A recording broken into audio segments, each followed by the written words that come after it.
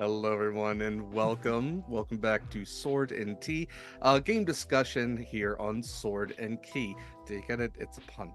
I'm Derek. I will be your host for this time. I'm joined by the very lovely Megan, who will be helping me discuss this new fantastic game that she created with another amazing person who is incredibly busy, but very appreciate the everything that she went or everything that worked to create with Hunter Hunted, a new, I will say, very unique TTRPG that I can't wait to add to my library, and I hope after all of this you can't wait to add to yours. So, Megan, thank you so much for finding time to join me. This is awesome getting to talk to you. I know you've been on the channel before. This is the first time like you and I have shared a Zoom, but it's amazing having you here. Thank you. Yeah, thanks for having me. Very I'm very excited. I'm very excited as well. So the game we're discussing today, and I'm glad I asked because I found the logo confusing, and I guess intentionally so, as we were kind of chatting before this, how to what necessarily to call this game. So I guess the Christian name, as we determined, was Hunter Hunted. Love that. Yes. Huntered is also Yep. acceptable. Yeah. So yeah, whatever fits your lifestyle, Yeah. feel free to call this game Yeah, appropriately. whatever the spirit moves you Yeah, to call but it. We stylized it the way we did um to intend to make it look like one of those like 90s animes that have like a title that none of the fans can agree on like the singular way to pronounce the title of it. So yeah, I call it Huntered, Huntered, mhm. Hunter Hunted, but just don't call it late for dinner, Just don't call it and fantastic. you'll be Okay. fine. That's 100% the sense of humor we're looking for here. I should mention before we get too far into our discussion of 100, that Sword and Tea is a show here on Sword and Key. We highly emphasize and encourage anyone either on the show or even watching the show to enjoy a nice warm beverage of their choice, whether it be caffeinated or not, because hey, time zones are weird. I myself am enjoying the Starship Iris from Friday Teas. Definitely check out Friday Teas, which is a wonderful Seattle local, but online, so you can get them anywhere. Small business tea company that caters specifically to people in our community, in our fandoms, and has just a massive variety. You literally can't go wrong. Definitely check out Friday Teas. We're an affiliate, will be again an affiliate, but a friend of the channel regardless. So definitely check out their stuff. I should also mention that throughout our discussion of Hunter Hunted, you can find all the details about it with exclamation Hunter in chat.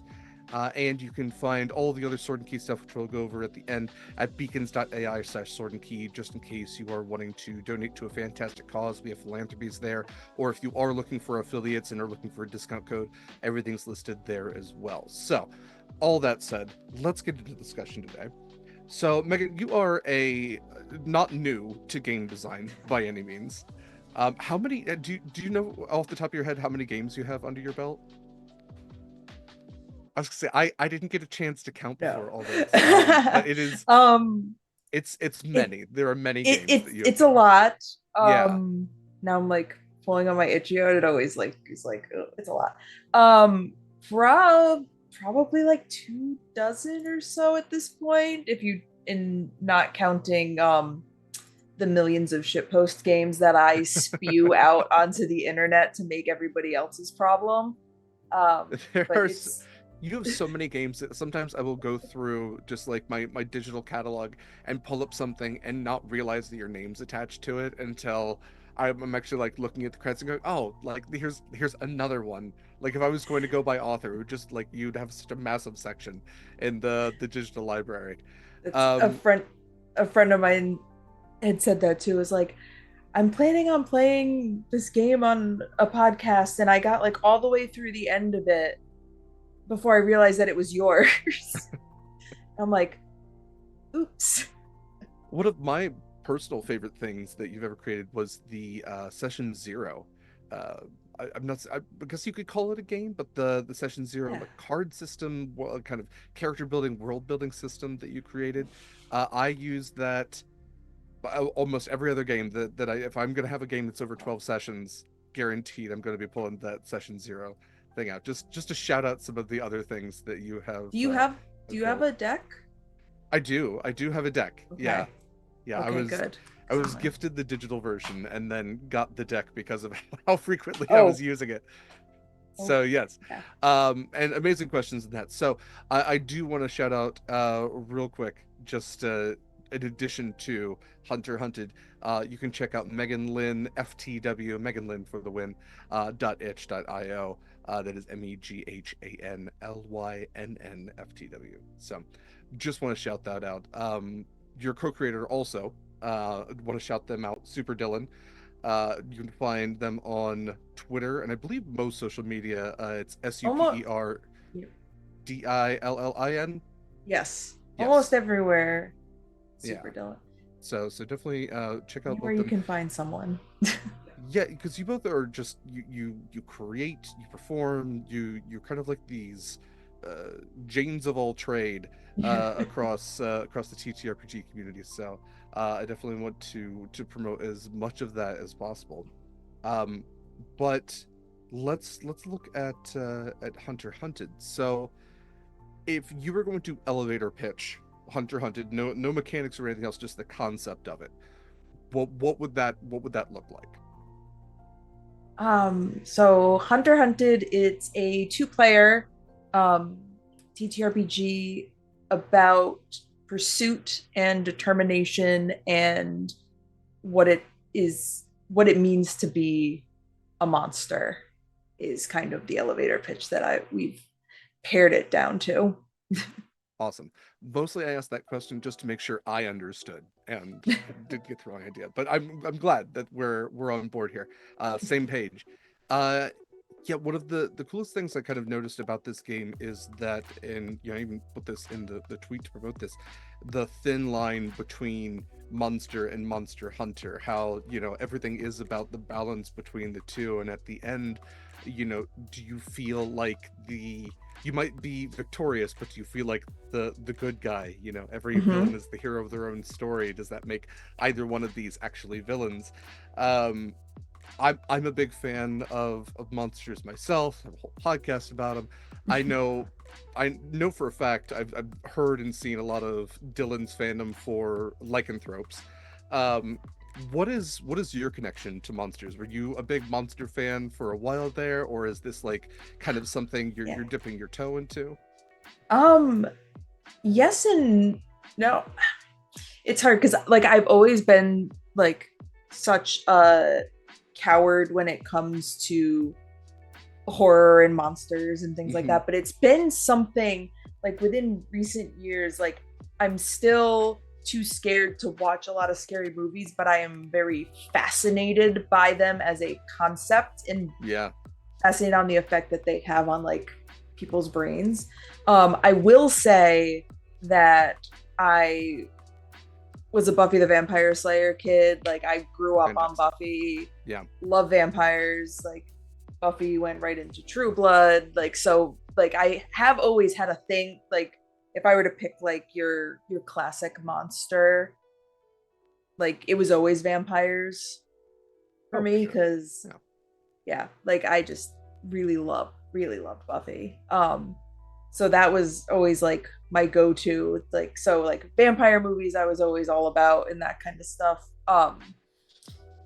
But I think the more I've like thought about approached horror from a psychological or sociological like bent, I think I've become more interested in especially like the monsters in that either aren't outwardly monstrous Hmm. um or just I am always a big fan of circumventing expectations and Absolutely. Yeah. taking what is expected and flipping it. And I think that was something that we had wanted to do with this game too, is that like the players are playing like a monster and a hunter, but it's never defined as like which one's the good guy Hmm.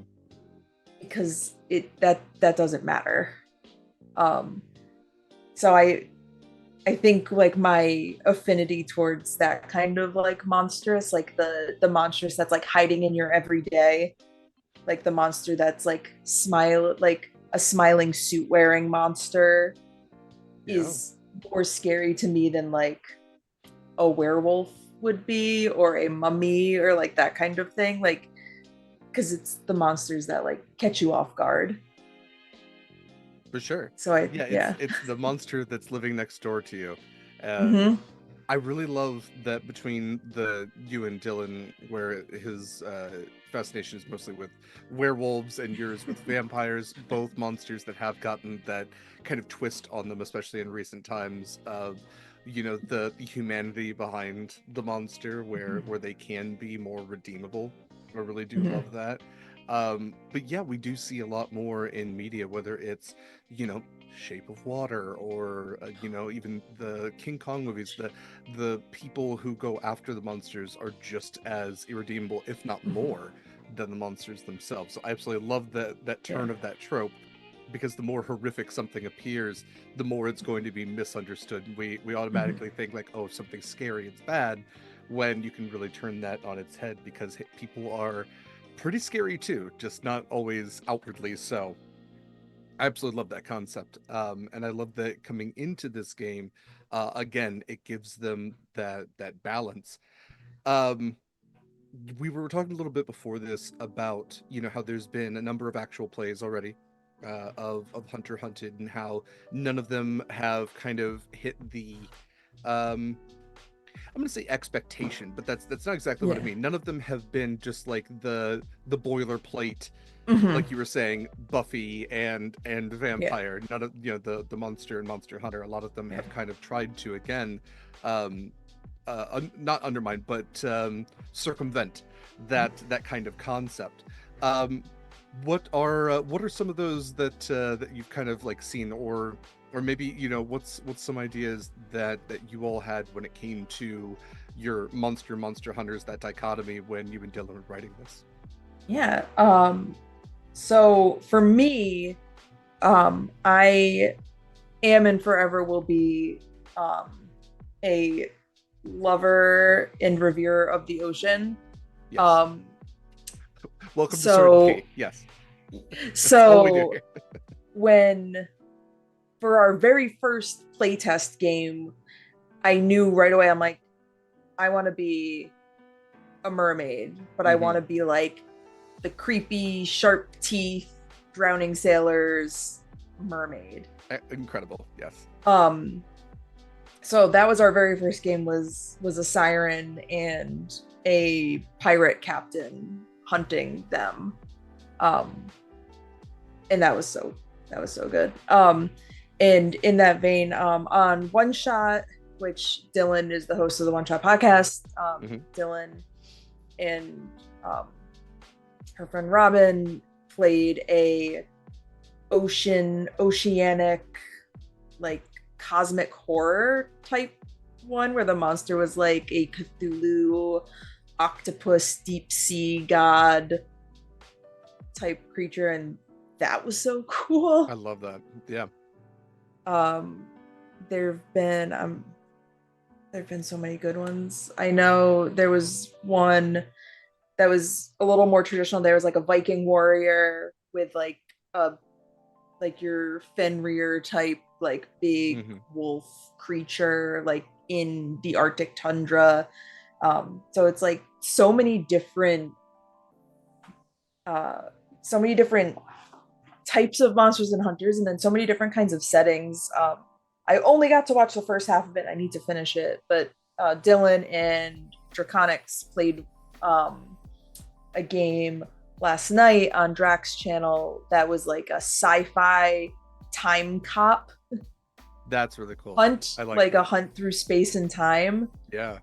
And I fell asleep after character creation, but like even just up through character creation, I'm like, this is so cool, because we hadn't done a sci-fi thing, and as we were writing it, like we wanted to write it in a way that you could play it in any setting, any time, any type of monsters, but Hmm.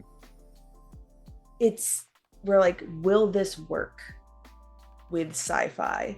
Like, would it work in a space type setting? Hmm. Um, and so I'm really excited to see how the second half of the game goes, because I want to see how it, because I'm sure it's great. They made amazing characters. Um, Absolutely.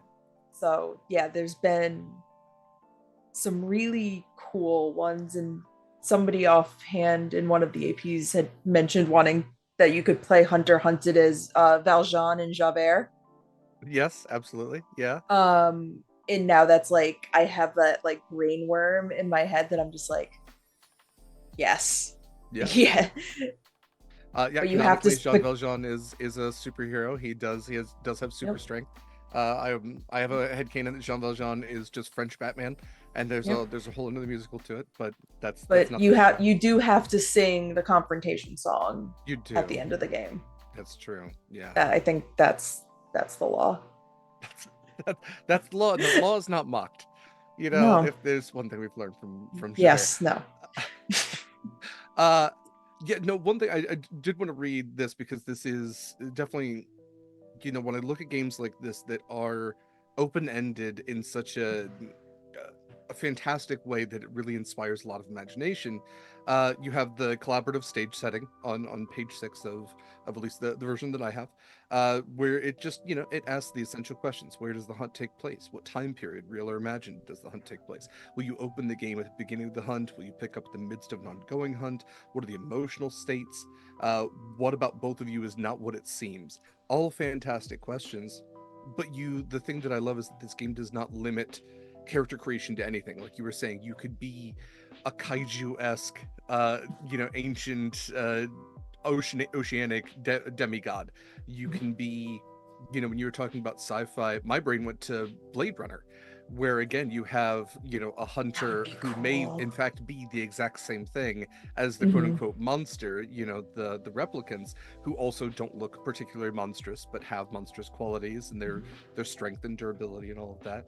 And then, yeah, I even remember we had Valiant Dorian on for a chat about one of their games, and there was a werewolf versus xenomorph in space kind of thing, and also fantastic. So yeah, even if you're looking at, you know, concepts like Alien, you know, my brain even went to classic slashers, where perhaps your hunter hunted, if you're talking like a Jason Voorhees character, Hmm. you know, there's very little difference between that monster, whether that's a monster or whether that's a hunter in that case. um you know, you have opened it up to tell all these a wide variety of stories in such a wide variety of settings, and just, and it leaves it so beautifully open for creation that I feel like you could play this game 100,000 times and play it different every single time, and have different results and different characters, and just, you know, play through uh, you know, pre-existing properties, but also through mythology and just everything else. And I absolutely love games like that that are detailed enough to structure something, yet open enough to really allow for anyone to tell the story. And um yeah, no, please, if I say, go ahead. and that was 1,000% our goal. And that's always my intention as someone who designs mostly prompt based games, is walking that fine line between giving your players enough guidance to get them to where they need to go without feeling like you are leading them to a specific destination, but not leaving it so open that they're overwhelmed by the vastness of choice that they have. So it's a very fine line, and the results, if you can get there, is something that has so much replayability, which was absolutely our goal, is to make a game that you can just pick it up and play it, and you can play it over and over again and not have the same experience twice. Yeah, I think that actually segues us really well into the what you kind of need for gameplay itself, at least to go over the basics of gameplay, because this is the kind of game where I feel like you could play this online, probably a little bit more fun in person, but it's also the kind of game that you could maybe even like play in the car. It's the kind of game you could pick up and take it to, if you're waiting for dinner at a restaurant, you could play this at your local Applebee's. um I don't know, I don't go to Applebee's, but so let's talk a little bit about standard setup for the game. So this is not just a standard dice game, although it does involve dice. So it does involve 2d6, just standard six-sided die, a standard deck of playing cards, a piece of paper, which you can also, I guess, print out I'll call it a map, I guess. Yeah. Yeah, Tracker is usually the token yeah. tracker. That's probably, yeah. And then something to actually act as a token. I guess this could be literally anything from Anything. your car keys to a chess piece to a coin to anything else. I think there might be something a little fun in making it something that's maybe like a coin, maybe just a little bit difficult to pick up, but that'll come into maybe gameplay here in a second. Alternatively, and something that I think is really cool is this game can be played instead of the dice and paper and token. You can use a hook and ring game, which if people haven't seen, you can find them sometimes at pubs, or especially like game bars. And the whole concept is you have a ring on a string, and you have to you kind of have to kind of like toss it just properly to get it hooked on a hook on the other end. But it's two people kind of like trying to go as fast as possible. There's sometimes like a shot in between that you're trying to get closer to the other person as you're hooking it. Same concept as like flip cup or any other kind of drinking game, but this one has the stakes of monster hunting added to it. And again, we were talking a little bit before this, but yeah, it seems like inspiration was maybe drawn from like pub style Yeah. settings for games. Yeah, I was at a brewery, I believe in New Hampshire last year, sometime around there, and there were people playing the shot ladder. And I was watching them like go back and forth. I'm like, this is a mechanic. I don't know for what or how, but just the concept of the racing and the back and the push and pull and the back and forth. And I knew that it was something, and I had the idea of it being like a monster and a hunter going back and forth, and I couldn't move the concept past that, and reached out to Dylan on a whim and was like, I have an idea for a game that I feel like you would be the perfect person to collaborate with on. This is what I have. Do you want to do this with me? And it just worked out perfectly. Like after that initial conversation, it was like maybe 2 weeks before we had like a full draft of the game together. Just like Wow, it just all fell into place. that's incredible. 2 weeks is a really quick turnaround for a game Yeah, that is I feel this like it was detailed. around. Yeah, we had like maybe 2 calls to like talk about the mechanical nitty gritty, and then just had Mhm. a Google Doc, and we were adding stuff as we thought about them and developing things, and it really just fell together because between the two of us, like what Dylan excels at and is so good at is my weaker areas as a Mhm. designer, which is usually like a lot of the prose and the flavor text and the flowery, beautiful words. Mhm.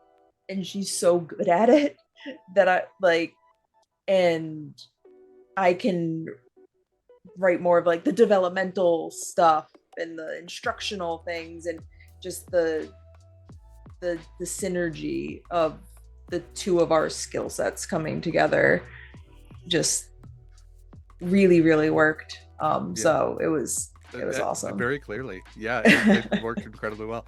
Had you and Dylan collaborated on projects before? No, this is the first time. This is actually the first time I've ever collaborated with somebody on a game. That's um awesome. I very much hope it's not the last time we collaborate on a game. But this was the first time doing any kind of work together. Like we had spoken and knew each other and were friends and that kind of thing, but this was our first time like actually working on something together, and it came together so well. The community is surprisingly small at times. Yeah. Yes. That's awesome. I didn't realize that this was the first time you had collaborated, but having seen, you know, all the amazing stuff you do on your own, and then, you know, seeing the collaboration work, it's all incredible. I can't wait to see what you do next. Well, I'll ask towards the end here so we don't get too much off track, but I'd love to hear any future ideas you might be working on. But yeah, to talk more about actual gameplay. Because again, we mentioned this uses, you know, the tokens, the dice, and cards. That to, you know, your average TTRPG player, especially somebody who's used to one-page games or smaller games that might just be D6 based, the deck of cards might seem odd. You know, I would say that while card-based and tarot-based games do exist, I don't think they are as mainstream as dice-based games, unfortunately. But I think that there is a quality that will kind of set this game apart from even the a lot of the other games we've talked about here, a lot of the other games that we've tried out, and that's the pacing quality of it. So again, we'll go back to character creation here because I think there's some really great prompts to that. But looking at gameplay, this isn't just a standard back and forth, everybody takes turns sort of game, much like you were talking about in the pub setting. The whole concept of the hook and ring game is literally to race the other person. It's to outpace and beat the other person at being more successful than they are in faster sequence than they are. So what was I know that, you know, we said the inspiration kind of behind the bar game led to the hunter hunted kind of concept.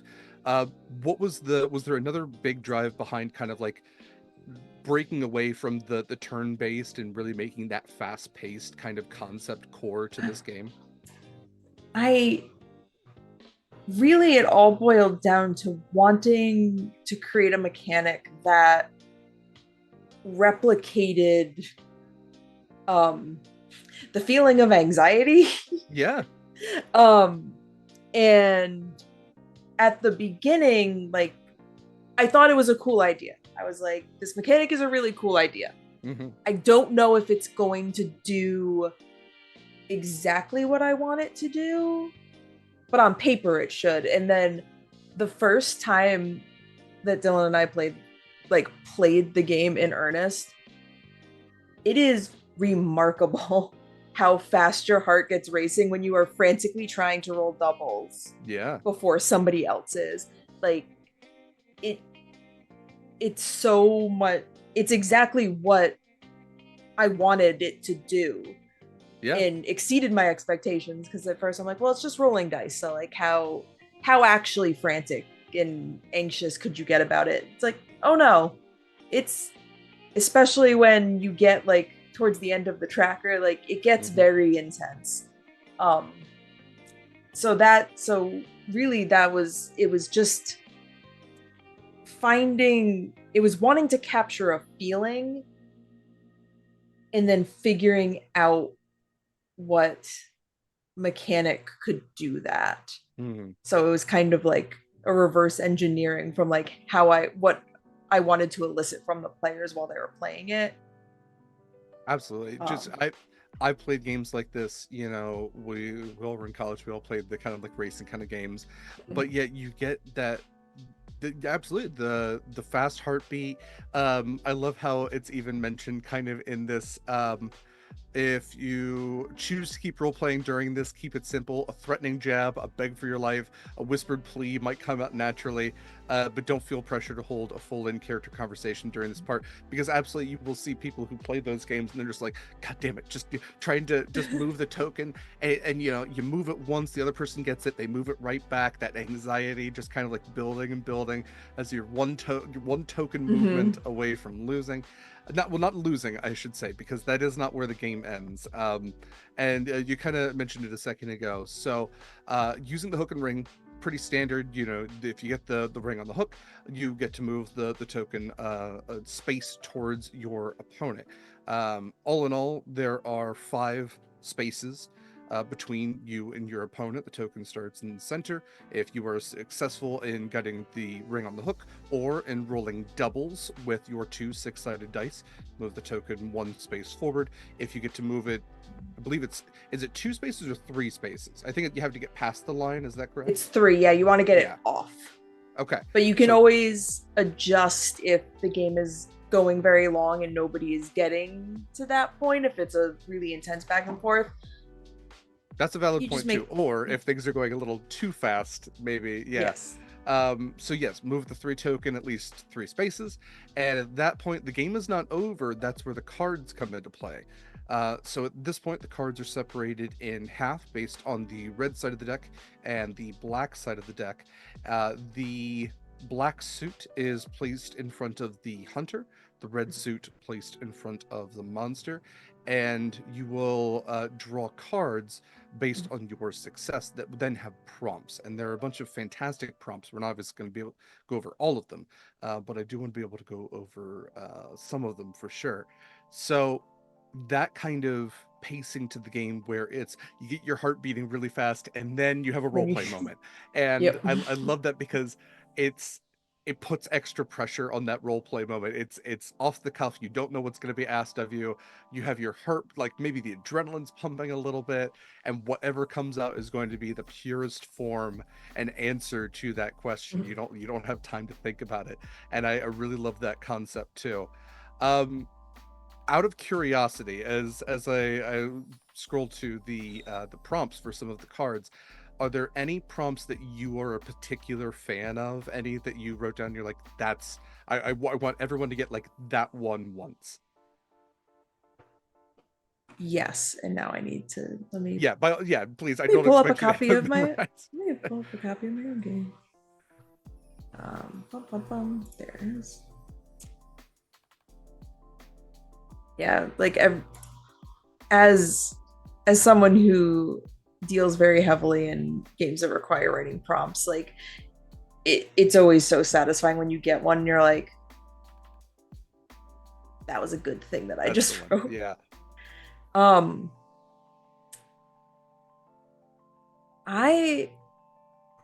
me see. I'll let you scroll through. I'm gonna read a couple of them here. Just looking at spades. So the prompts I really love, because this is also the kind of game where if you draw something and it doesn't make sense, you can just draw the next one. It's not like, you find the monster's den. What do you find there that shocks you? Maybe this isn't the kind of monster that has den, or maybe den is something that is a strange description of what this thing actually is. If you are going to the den of some sort of ancient impossibly large eldritch creature, maybe that's just the bottom of the ocean. What's strange about it? Something about the monster seems unnervingly familiar to you. I said that's one of the ones that I like. That's a really good one. I really like the having to find a connection to the monster, and maybe underlying like, oh, is this something that I know? Is something I used to know? Monster attacks when you have your guard down. How do you counter their attack and send them running? So there's also there's the physical fighting aspect to it as well, but then there's also certain parts where it is standing back and kind of trying to use your words. What rumor about the monster has been proven wrong during this hunt? Maybe it's the fact that it's not that monstrous at all. What traces of past hunters do you find here? I really love that one. Go ahead, please. I really like, and I'm pretty, this one has Dylan all over it, so I'm almost positive it's got to be. Theirs was when was the first time someone called you a monster? Did you believe it then, and do you believe it now? I love that. That's really I good. love the introspective ones, the ones that like make you think beyond just this is a fight between two beings that are fighting each other. And I especially like the balance that we created with the prompts, that some are real time, you're describing this fight that's happening now. Some of them are like plans for the future if you, after the fight, some are thinking back on your life before this moment, and they allow you to get a more rounded picture of who these two characters are For sure. within, like, from the context of this moment that they're locked in, um which I really like. So that's And I sorry. like the ones that the thinkers. The one. Yeah, the ones you could easily dispatch the hunter and end Mhm. their hunt. What keeps you from doing that? Really love that. Or, you in a moment of exhaustion, you consider letting the hunter find you and end the hunt. What changes your mind at the last moment? These kinds of things that put power in your, like, on your side. You have the ball, but you can't win.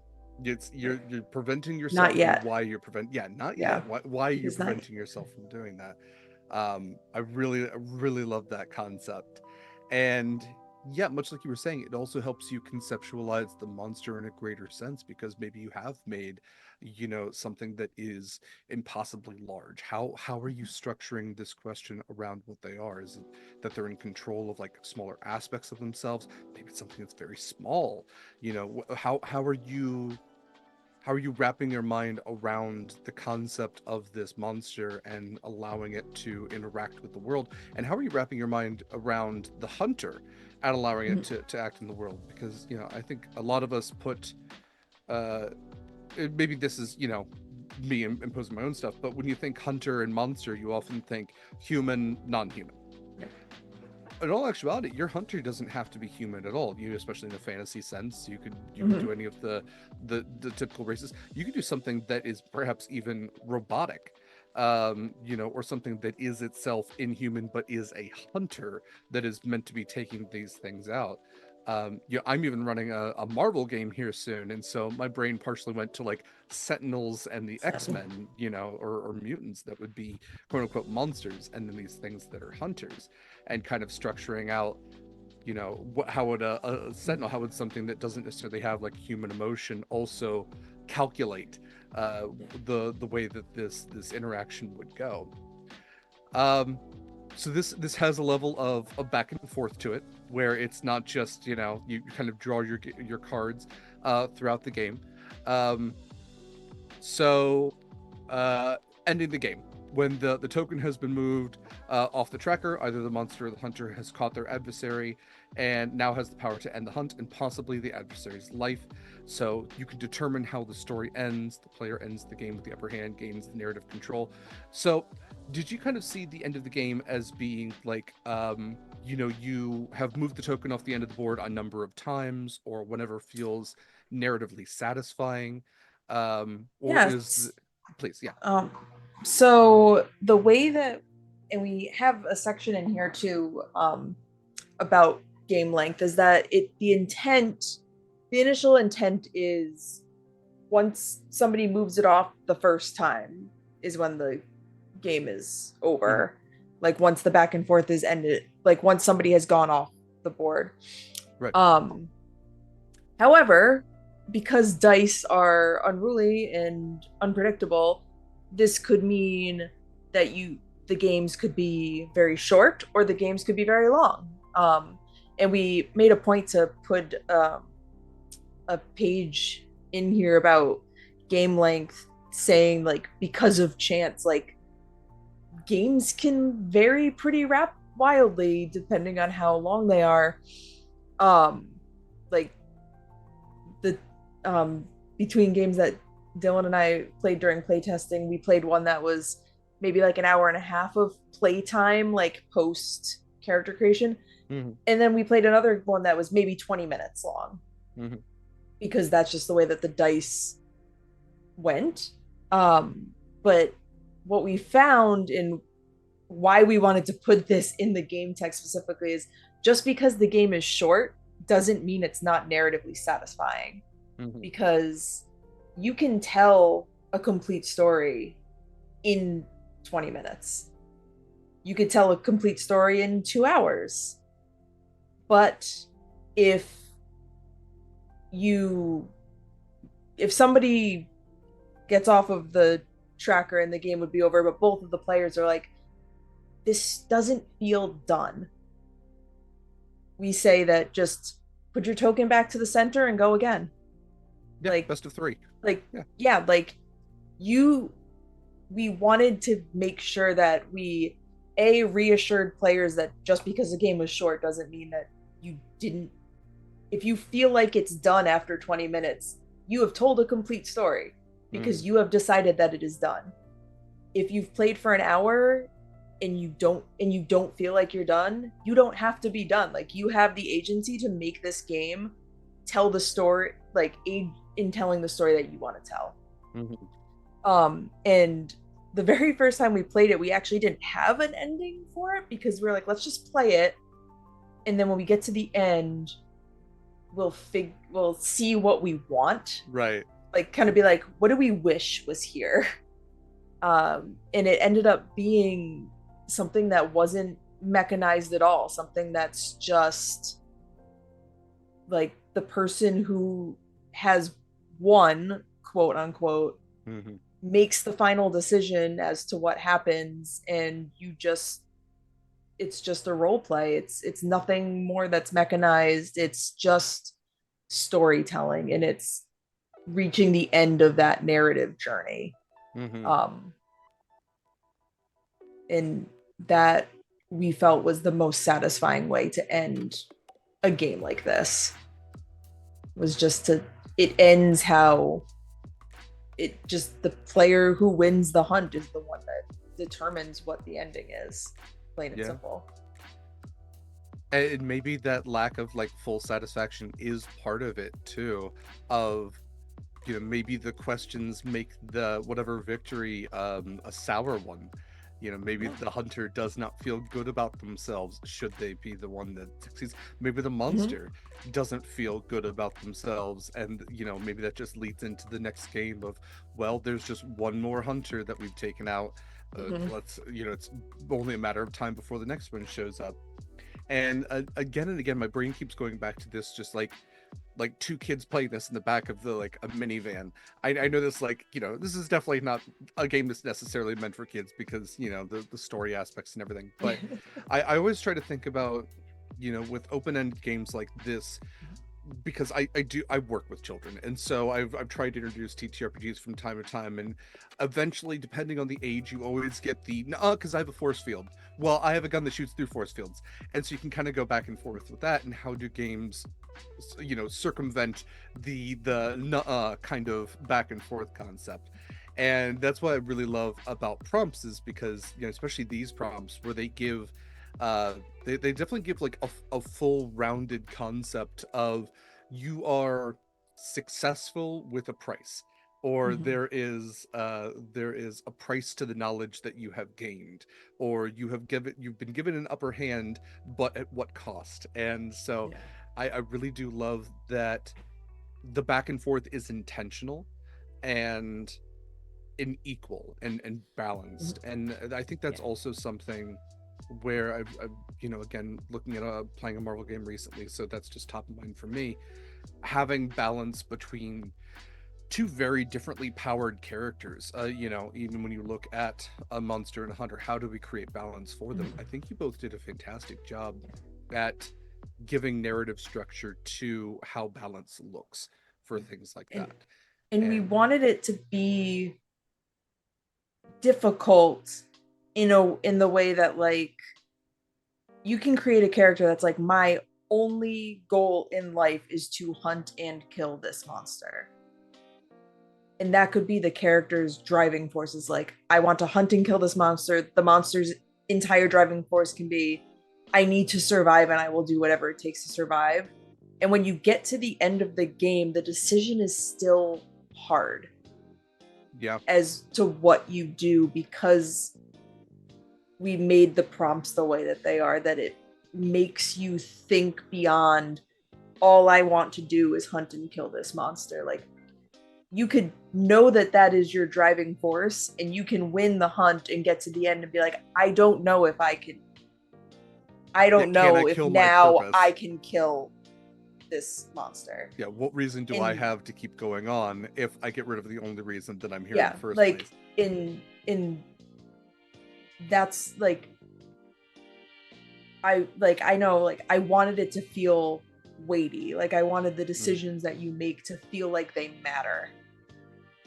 And again, every time we kind of like come back to that concept, my brain just like cycles through all of these, masterpieces of literature where I'm thinking like, that's just Moby Dick, that's just, that's Van Helsing, that's all of these classic characters where we have Ahab. What happens if he does take out the whale? Where does he go from there? Can he even continue going on? Spoiler, we don't really get to find out, but that's the hubris of it all. And I'm a sucker for hubris. I think it's fantastic in games. And have that kind of built into your hunter or even your monster is so very cool.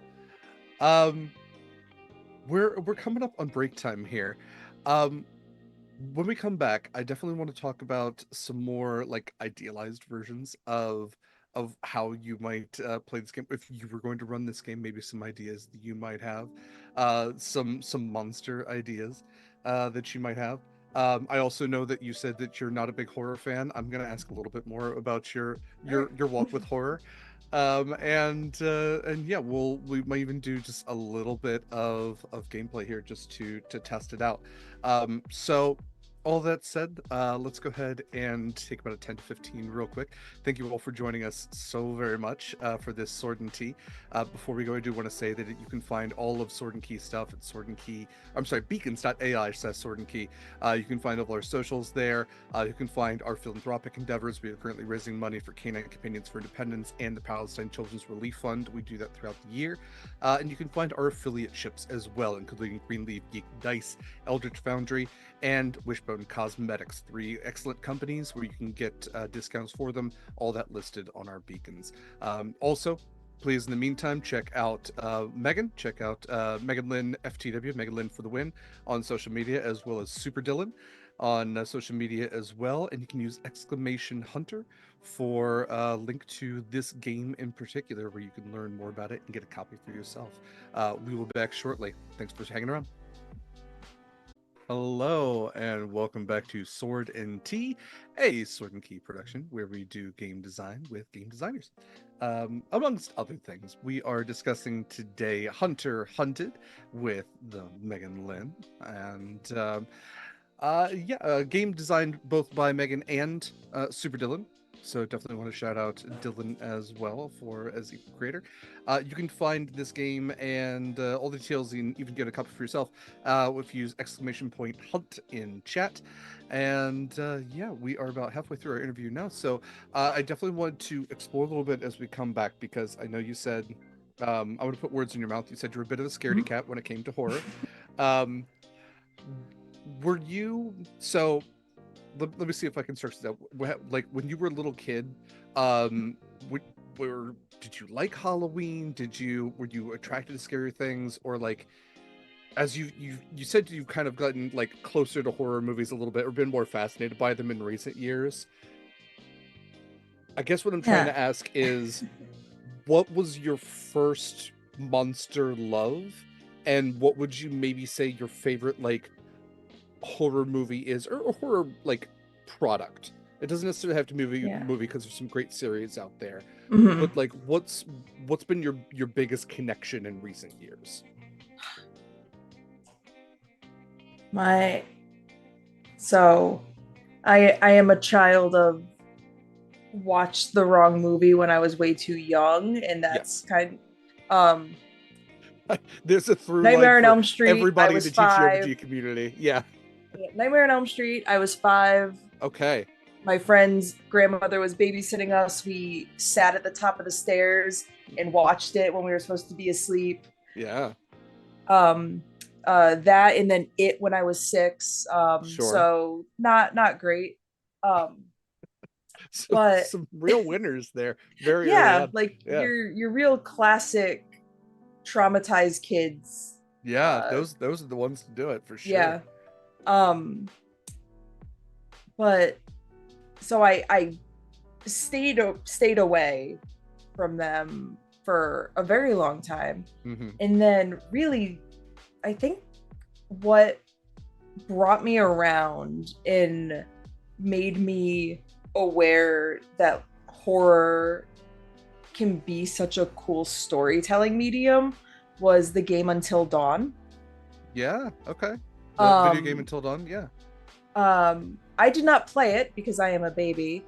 Yeah. Okay. But my spouse played it, and then Mhm. I made the decisions while he piloted.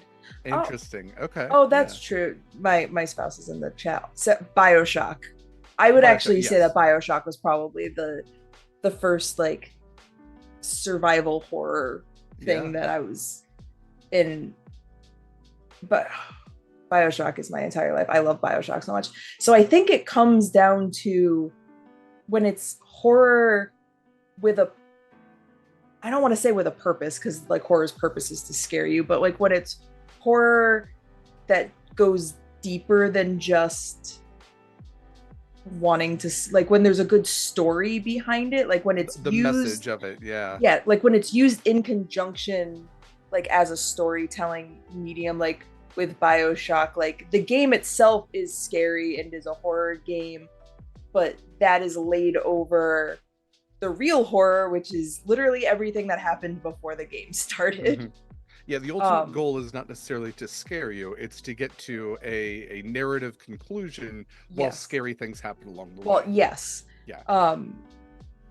And I think like, and as somebody that has very intense chronic anxiety, it's the anticipation that I don't like. Sure.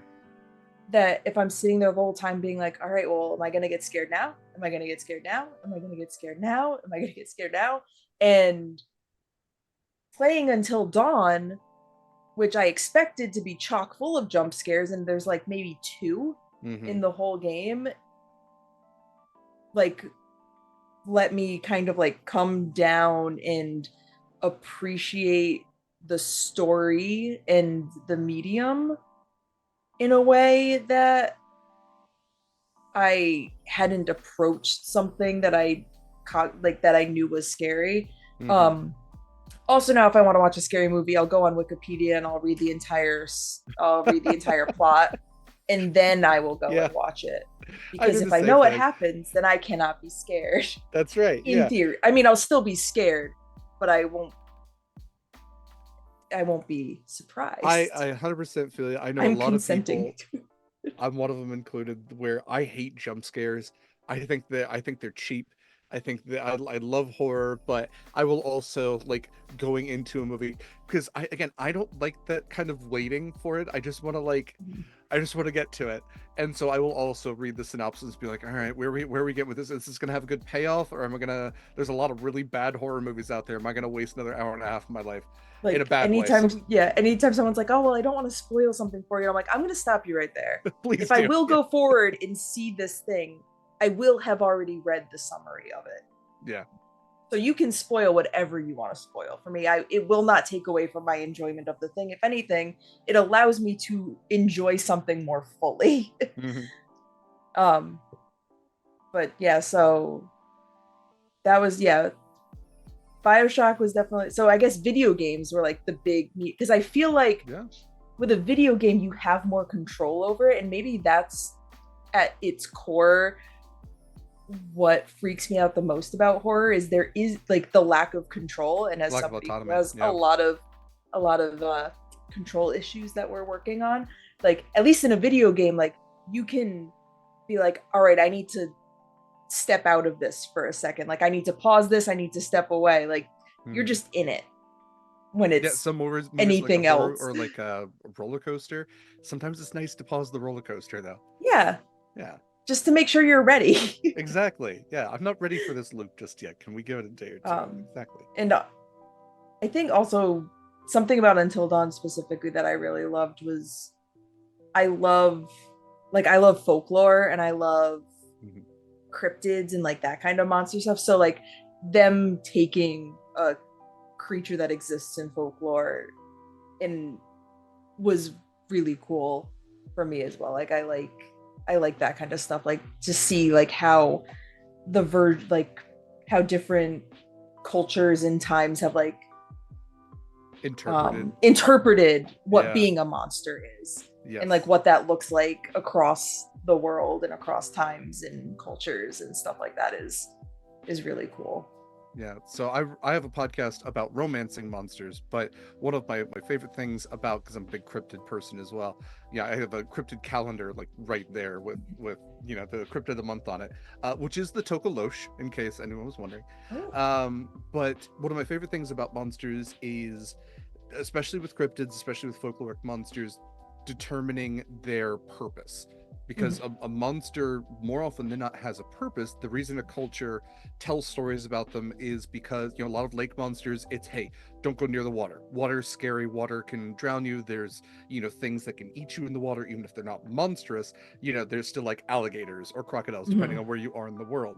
Or it's don't go in the forest alone, or beware, this sometimes like this illness or this kind of animal, or just like isolation, and every one of them has like this, to make sense of the unknown. Yeah, this line of fear that goes back like even before we had fully evolved into Homo sapien, like these lines of fear. And if anybody's a big Magnus Archives fan, kind of those core concepts of fears that all work to create the monsters that we now have in the world, and continue to create the monsters that we see in media.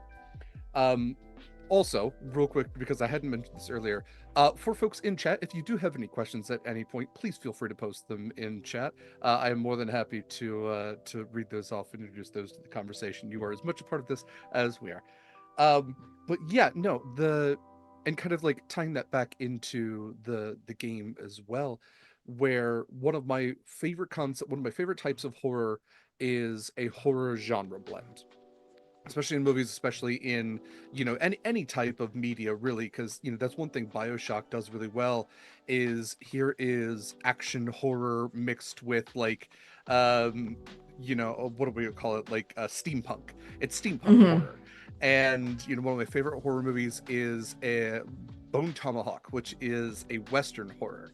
And you had mentioned the Viking game, with fighting like a Fenrir kind of monster, where you're taking, it's not standard horror. You're taking a setting that isn't just a group of teenagers out in the woods, although that is also fantastic. Again, also one of my favorite horror movies is Cabin in the Woods, which plays on those tropes and then turns them on their head. But taking the key concepts of, something scary, something trying to take out that something scary, and that something scary trying to continue existing is such an interesting core concept to introduce in any number of settings.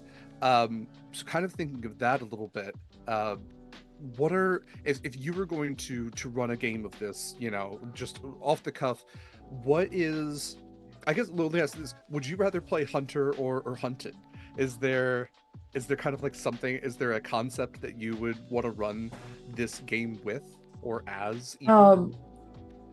So my number one was to play as a siren, which I got to do. Right. Yes. Which is, I find myself more so drawn to the hunter as a role.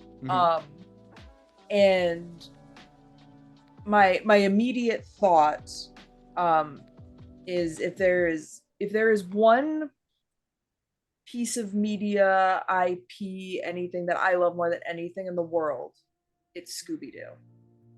Incredible. Yes. Fantastic.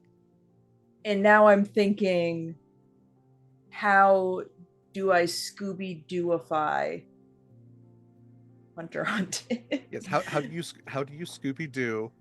How do you, the monster is capitalism, yes, is how you Scooby-Doo it, because the monster is always capitalism in Scooby-Doo. I'll even admit there is the ace of clubs is you spend hours setting up an elaborate trap for the monster. How is it constructed? How do you set it to ensure it ensnares the monster?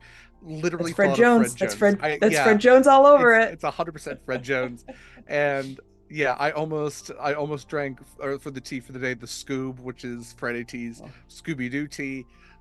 Yes, I equally share your love for the Mystery Gang, Mystery Incorporated. Yeah, that would be, That's also kind of a really cool concept too, is to not play a singular hunter, but maybe a team of hunters, Yeah. and for perhaps every card against you losing a member of that team. That's Oh. kind of a Yeah, cool that idea as well. yeah. So like I think doing some like because when I think about this game, my brain immediately goes to like your high fantasy settings, like that Sure. kind of thing. So I think playing it something more close to reality, which um on Dead Ghost Productions, Dylan played a game um where she played like a teenage girl as the hunter, Hmm. and set it like in the 2000s, like, and played something very set in reality, um, which I hadn't thought of, and I think that's really cool to bring it into today and see like what does what does a monster in the real world, quote unquote, look like. What do you do with that? Like, Hmm. is it a monster? Like, is it your classically monstrous monster? Is it something that isn't quite what it seems? Is the real monster was man? Like, there's so I think that's really cool. And also, like, as a huge sci-fi person, I would also really like to play something sci-fi, something like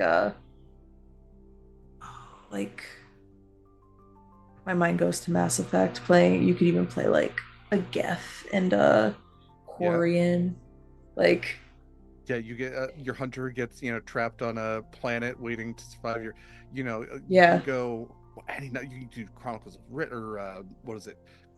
Pitch Black, the first Riddick Oh, movie. yeah. Yeah, Oh, and what if like, oh, I just had an idea of doing like a monster who's like a hive mind. So that's it's pretty good. one singular consciousness Hmm. spread throughout X amount of bodies that it inhabits. Could be a really cool. That is really I should cool. be writing this down. I'll just watch the VOD. I don't need to write There you things go. down. It's being recorded twice. Yeah, it's all here. Um, I absolutely love those ideas. That's so cool to think about. And again, just absolutely limitless Mhm. concept of storytelling possibilities. You know, you were I'm actually like remembering movies that are on my watch list here, where I know it probably wasn't. I didn't hear it was good, but The Last Voyage of the Demeter, the Dracula story, where everybody's trapped on a ship. Mm. That's great.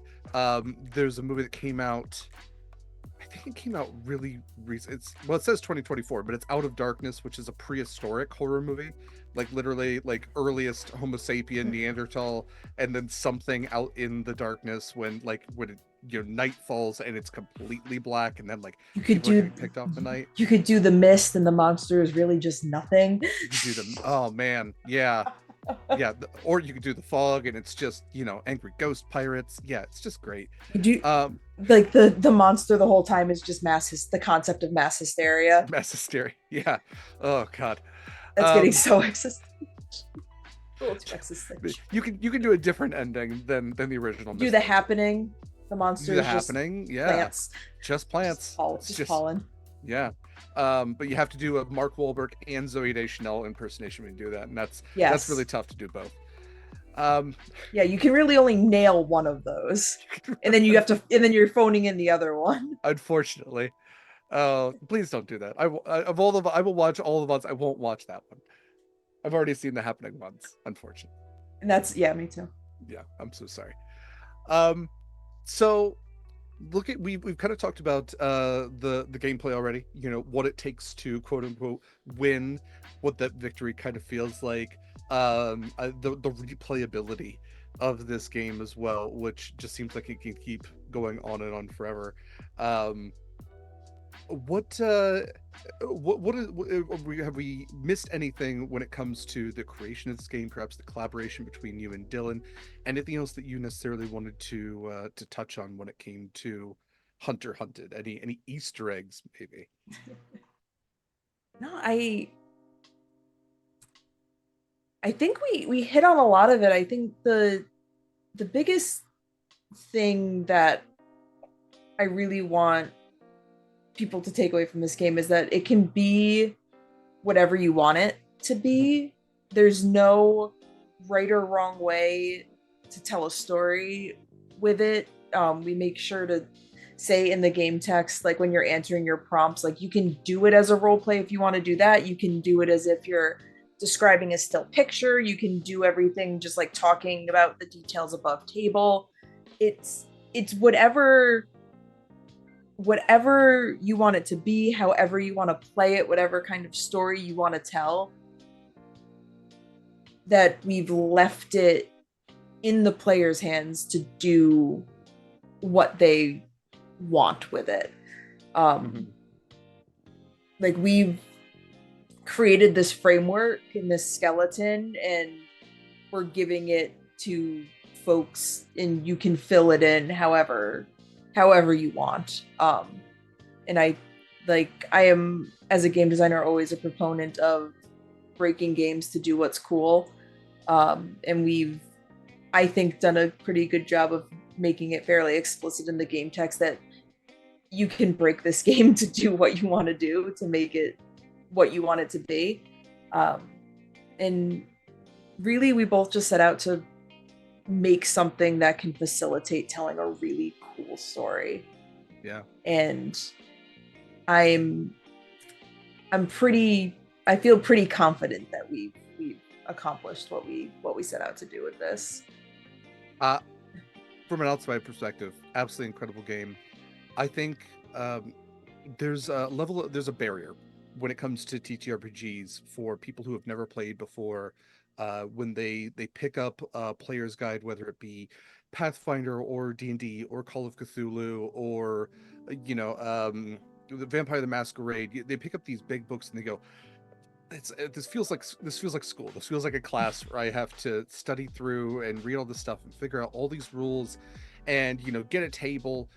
And I think one of the most beautiful things about you called it the skeleton, but I think it is more fleshed out than that, is that this is a game where any person who's ever played a TTRPG before or not can pick up these rules, scan through them for 2 minutes, and understand how this game is played, and play this game for 20 minutes, an hour, 3 hours, and play it with somebody who's never played a TTRPG before, and literally have like everything in their home. If you have like two Monopoly boxes, you should be able to have enough dice to play this game. You have a deck of cards. Everything is like stuff you would standardly have in your parents' junk drawer.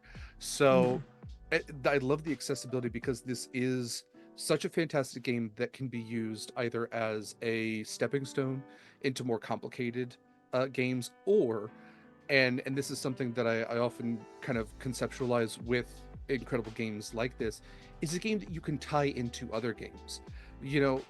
There's a lot of games that are combat based, where combat can kind of take forever. What if you have your fight with your big bad based on a hook and string game? What if you have your next fight to finish out your campaign, regardless of what game this is in, based on just like rolling doubles and having to narrate out every little bit of back and forth between you and this monster. This is a game that can be incorporated into others, or can just be kind of something you do to kill time, or can be something to structure out even a narrative.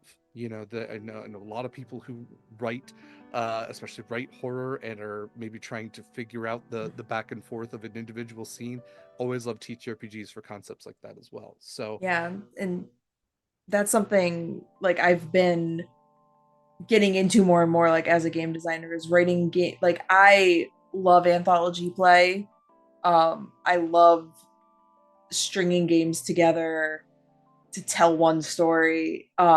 And I love being like, so I have been thinking more and more about designing games that work both by themselves, but also could work in conjunction with other games.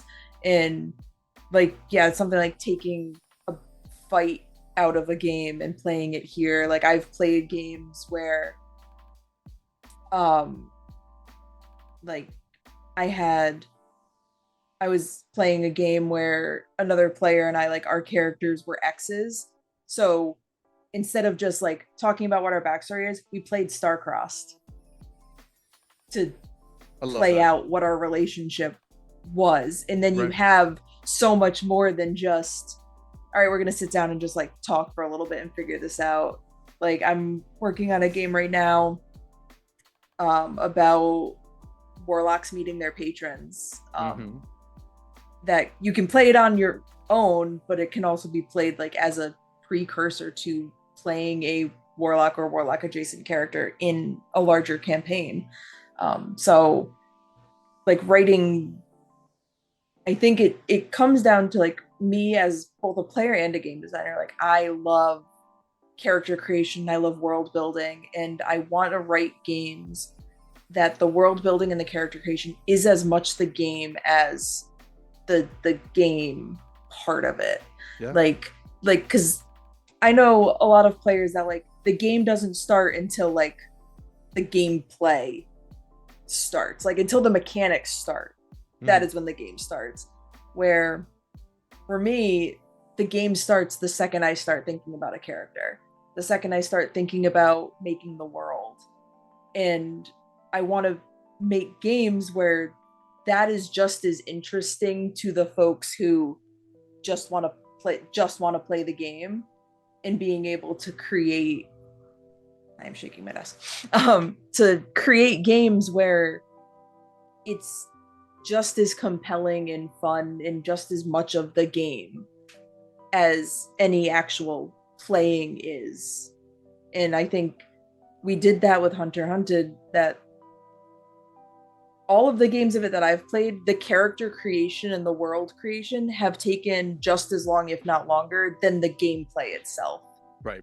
And I love that because I love creating worlds and creating characters. And it seems from what I have gotten to listen to on all of these amazing APs is that other people feel the same way.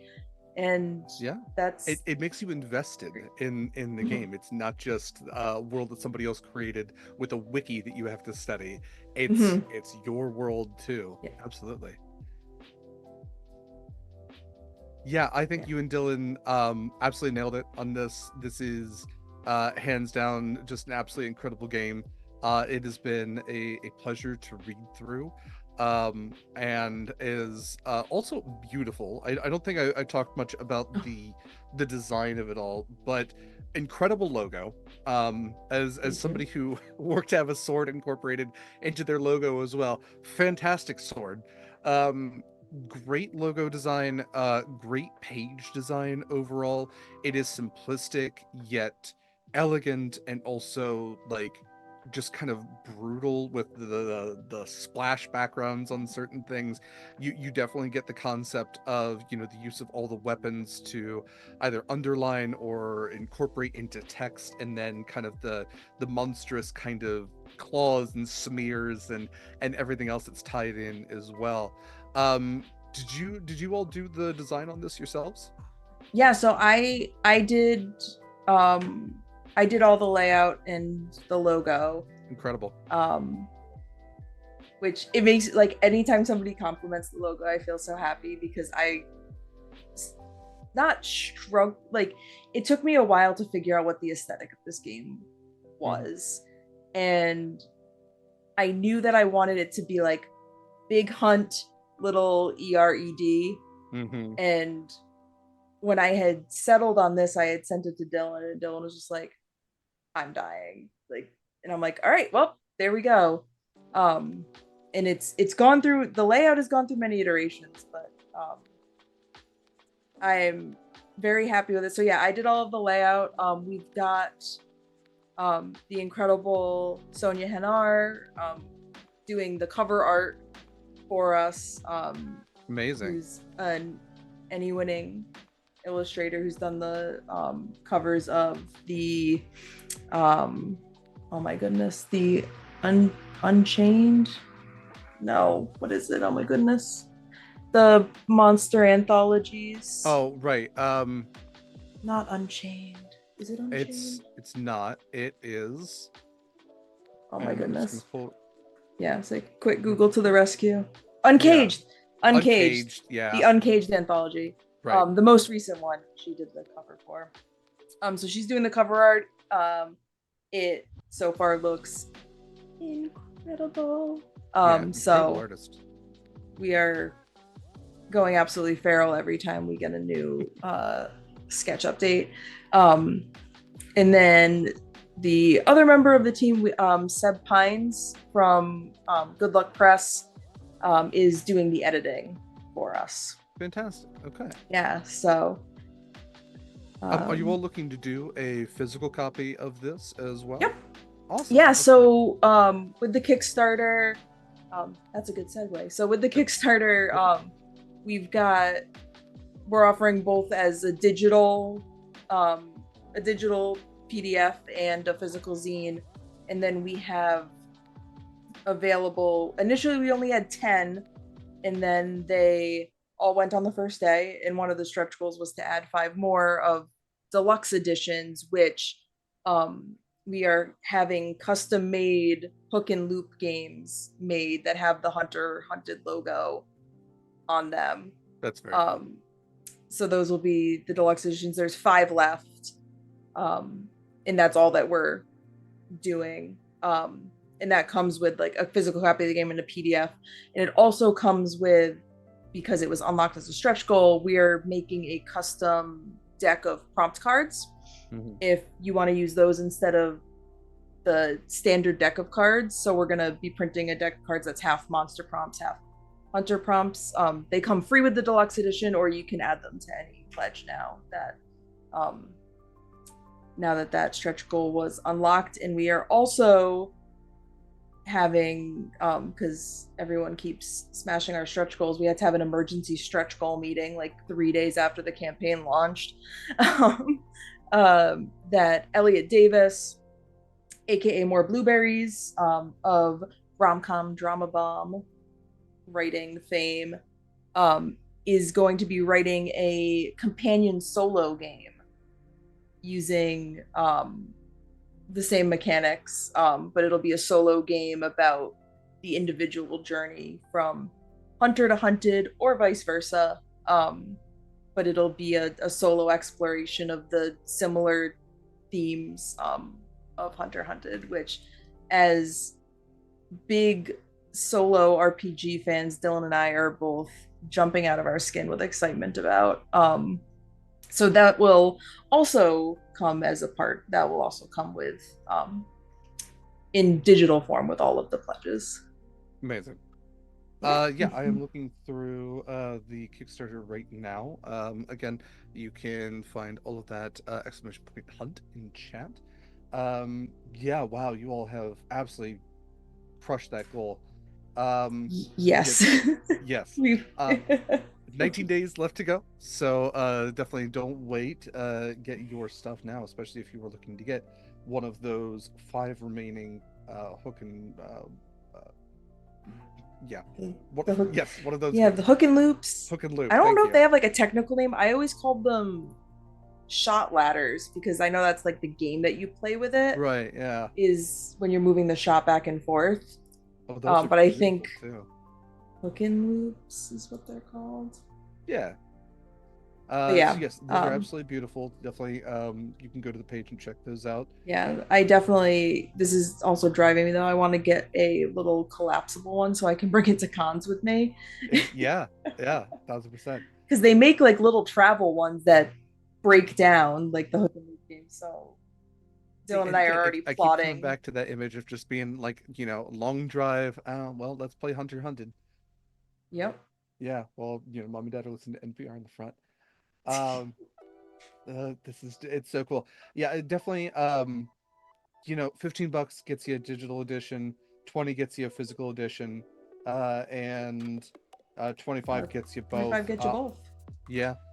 That is, I think most people can swing that for a game that is as incredibly built as this and has such repeatable gameplay to it.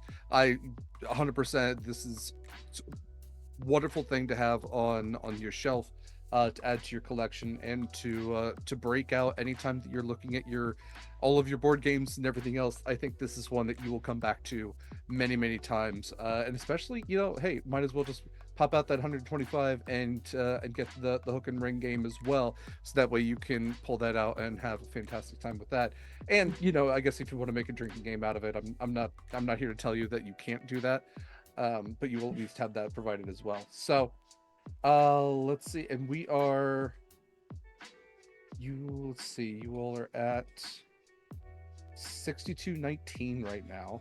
And so we are also really close to the stretch goal of the logo stickers. Yes. Yep. And that is an amazing logo, as we said, and not that far away from having Some 46s dice as well. From Yeah, MC so it'll come with 46s, and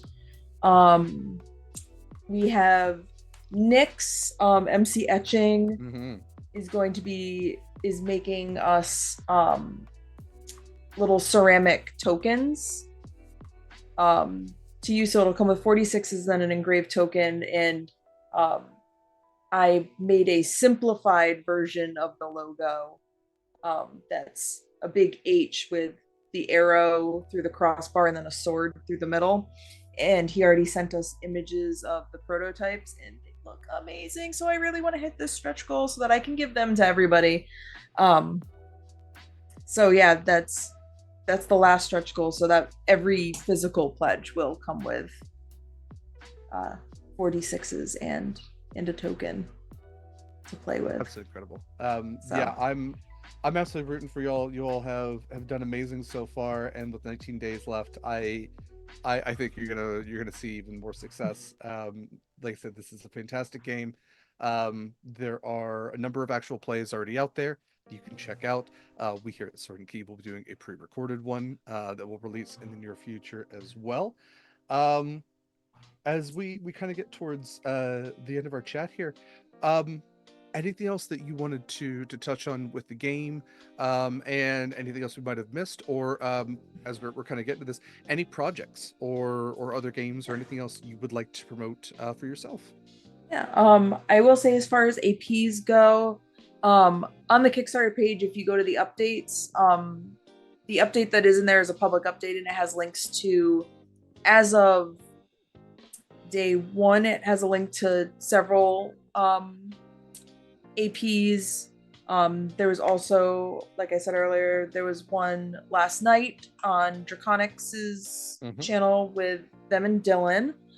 There's going to be one tomorrow on the Open Table Adventures YouTube. That'll be posting tomorrow at 7 p.m. And then I know Dylan and I are going to be talking with Valiant Dorian, doing a dicey banter. I'm not sure when that's coming out.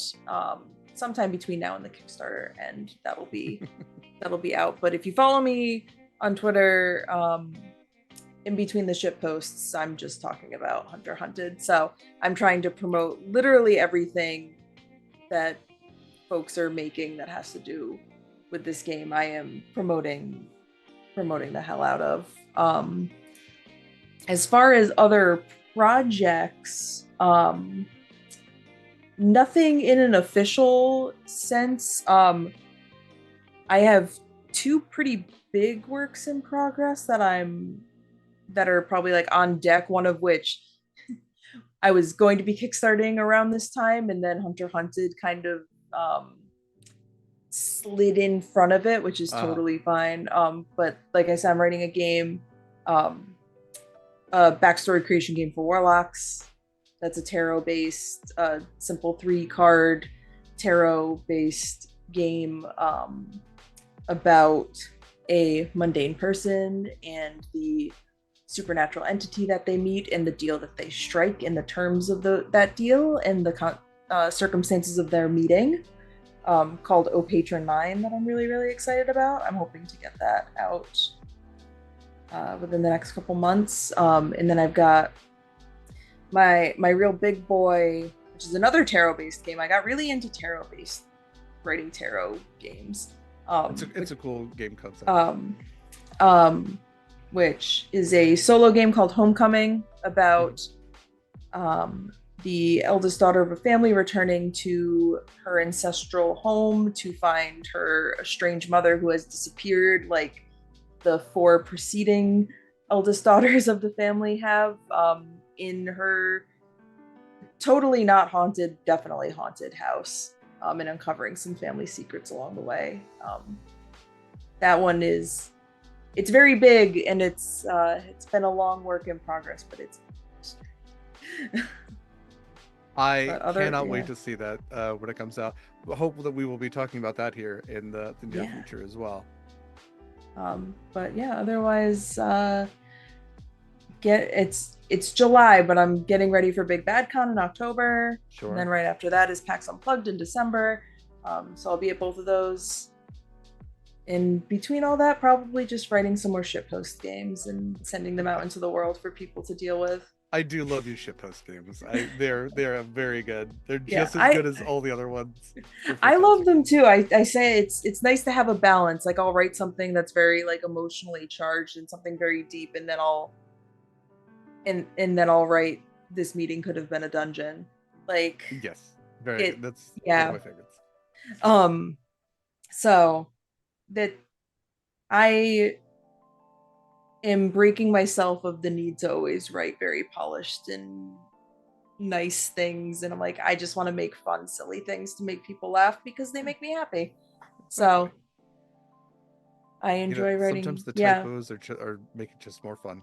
Yep, I'm running a shitpost TTRPG design workshop at Big Bad Con, where I will be. It's a very professional shitpost TTRPG workshop hosted by a very professional game designer, me, in which I will help people write their own shitpost TTRPGs. So if you're going to be at Big Bad Con and you want to write shitpost RPGs. So you are doing that. Do you have any other tables that you are? I guess I don't do a lot of cons. Will you be doing any like I can't think of the words. Yeah, as of right now, I don't have any panels lined up. I am hoping, or I am toying with the idea of at Big Bad Con, at least they do like small they have like a small press room, so I'm toying with the idea of setting up a little table and like vending for a couple hours because I've got some physical copies of my games. So if when I'm on a day where I'm feeling particularly brave and self-assured, I will probably sign up for a time slot and then panic about it up until the day. Incredible. Yeah. As you do. As you do. But otherwise, nothing on the docket. I am putting feelers out there. If folks want me to talk about things, I am always happy to talk about things. So we'll see. Otherwise, I'm just looking forward to seeing some folks and buying more games than my overexerted TTRPG bookshelf can hold. Amazing. Well, Megan, where can we find you on the socials, on everything? Yeah, so you can find me pretty much anywhere that you need to find somebody on the internet at Megan Lynn FTW.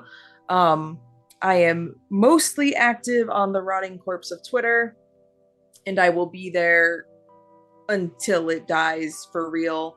Yeah. I can't. I wish I knew how to quit it. I just can't. I'm trying to be better about posting on Blue Sky, but ADHD brain makes it really hard to juggle multiple social media accounts, but we're trying. You can find all of my games at meganlynnftw.itch.io. The month of July is almost over, but I've been doing every day for the month of July a free game every day because my birthday's it was my birthday a week-ish ago. So I've been doing a free game every day for the month of July. So you can check out my Twitter and I link what game is free. It changes every day if you want to get some free games. And then let me think. I have physical copies of my games on my Ko-fi shop, which is ko-fi.com/meganlynnftw. I've got a wide variety of zines and Session Zero card decks on there, and little solo TTRPG survival kits that I made. That it's got like a journal and a pen and a pencil and a deck of cards and a set of dice, and they all come in a little pouch. And I also have little mini Jenga towers for the wretched, alone, and dread folks that want to carry around a little mini Jenga tower with them. So that's really cute. That's very cool. so, and I think that's me. I think just if you just follow me on Twitter, you'll know what I'm doing. Yes. It is Meghan with a GH, Yes. MEGHANLYNNFTW. Also, if you type that plus .card with 2Rs.co, you also get all of Meghan's stuff there. Everything is there. All the things. Highly recommend checking out not only Hunter Hunted, but all of the other amazing things that Meghan has created. You literally can't go wrong. Again, I keep finding stuff that I have that was created in full, if not like had like passed by your hands at one point, with your name on it. So yes, there's you cannot go wrong with the shitposting games, with the longer form games, the journaling games, the tarot games. Like you're going to find something that you like. I cannot shout out Meghan as a creator enough, because you're so prolific, and just everything just is so good. It's so good. So yes, definitely check out all that stuff. Again, the Kickstarter for Hunter Hunted is going on for 19 more days. You still have a chance for really a very reasonable amount of money to get a copy of an incredible game that has incredible replayability. Again, this game was co-created by Dylan, Super Dylan, SUPERDILLIN on most social media. I'm going to go ahead, because this is a good bio, so I'm just going to read Dylan's bio from the Kickstarter. Dylan is a queer Armenian American game designer and actual play performer based in New York City. She is a principal cast member on The Atomless and has been featured on Unprepared Casters, Party of One, Adventuring Academy on Dropout, Critter Hug on Critical Role, and more.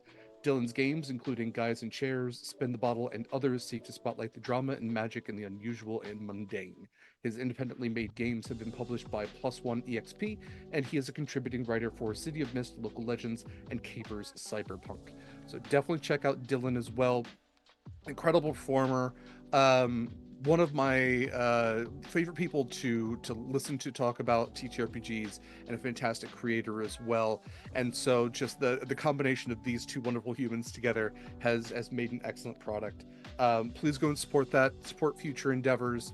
You can't go wrong. It's going to look great on your shelf, and it is going to look even better every time you break it out to play it. I believe that that is it for this episode of Sword and Tea. Again, a massive thank you to Meghan for taking the time to join me, for sharing this incredible product with me, with all of us. Thank you to you in the audience for joining us. I am Derek Sword. You see him pronouns. Sword is my real last name. Yes, it's awesome. No, you can't have it. I've been your host for this Sword and Tea and many Sword and Teas before this. If you are looking for all of Sword and Key's stuff, you can check out beacons.ai/sword and key. We have a number of projects coming up in the near future, some really cool stuff on the docket that we're really excited about. Also, if you check out our beacons, you can join our Discord there, hang out with wonderful people like Meghan, and chat about cool things, and get the first look at really cool projects for applications for new games. Also in our beacons, you can check out our philanthropic endeavors, including Palestine Children's Relief Fund and Canine Companions for Independence. Those are our two annual campaigns that we're always in support of. We'll have more coming up as new games arrive. You can also see our affiliate list, including Greenleaf Geek Dice, which is a fantastic custom dice company that currently is doing mystery bags with a chance to get some really, really unique, cool, expensive dice for a very reasonable price. Please go check out Greenleaf Geek Dice. Eldritch Foundry is a custom miniature website. I know a lot of people hear about Hero Forge. Highly recommend you check out Eldritch Foundry. They have everything Hero Forge does, plus some more stuff, and you can even get a subscription if you have a 3D printer to print out unlimited miniatures, custom miniatures, with a really cheap subscription.